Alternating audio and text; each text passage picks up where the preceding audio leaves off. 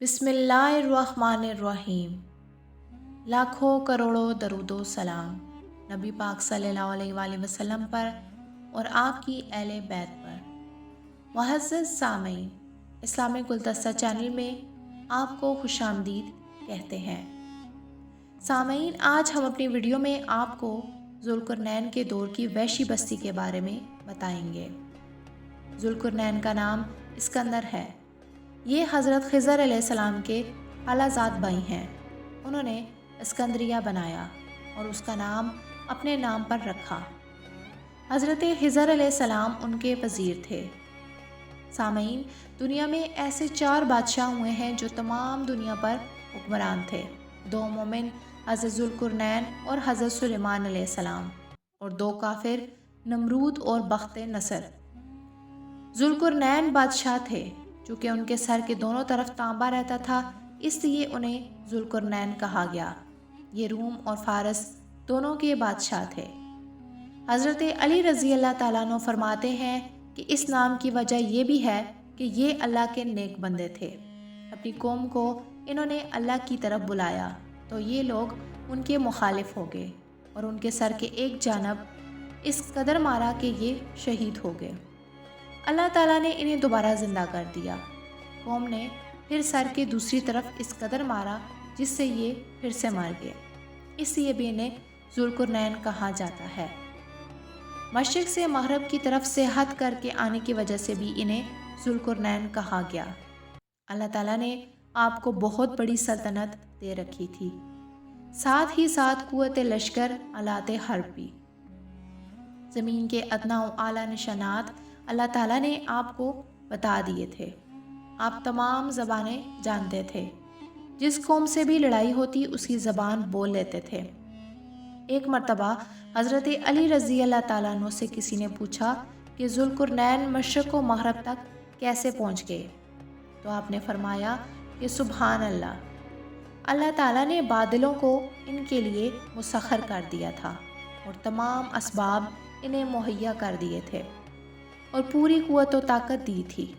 ज़ुल्क़रनैन एक राह लग गए।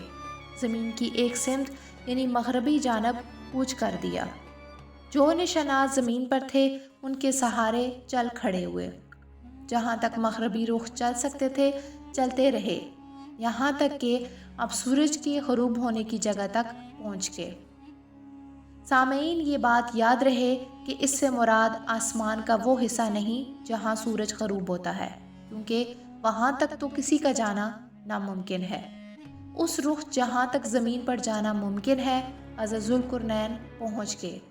अलग़र्ज़ जब इंतहाई मग़रिब की सिमत पहुँच गए तो ये मालूम हुआ कि गोया बहरे महीत में सूरज ग़रूब हो रहा है। जो भी किसी समंदर के किनारे खड़ा होकर सूरज को ग़रूब होता देखेगा, बज़ाहिर यही मंज़र उसके सामने होगा कि गोया सूरज पानी में डूब रहा है। हालांकि सूरज चौथे आसमान पर है और इससे अलग कभी नहीं होता। ज़ुल्क़रनैन मग़रिब से वापस मशरिक़ की तरफ चले। रास्ते में जो कौमें उन्हें मिलती अल्लाह की इबादत और उसकी तौहीद की उन्हें दावत देते।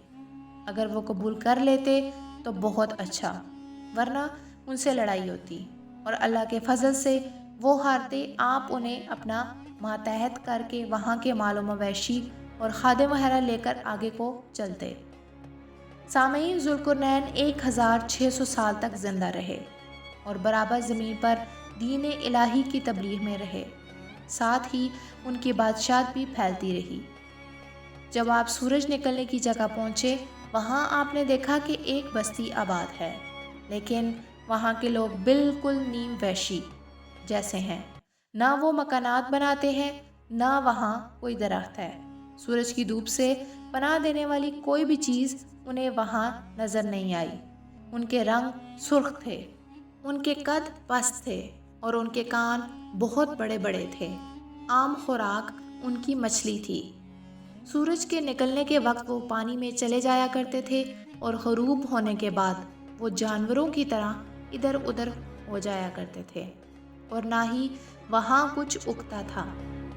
एक मर्तबा उनके वैशी हबशियों के पास एक लश्कर पहुँचा तो उन्होंने उनसे कहा कि सूरज के निकलने के वक्त باہر نہیں ٹھہرنا، لیکن انہوں نے کہا کہ ہم تو رات ہی یہاں سے چلے جائیں گے، لیکن یہ تو بتاؤ یہ ہڈیوں کے ڈھیر کیسے ہیں؟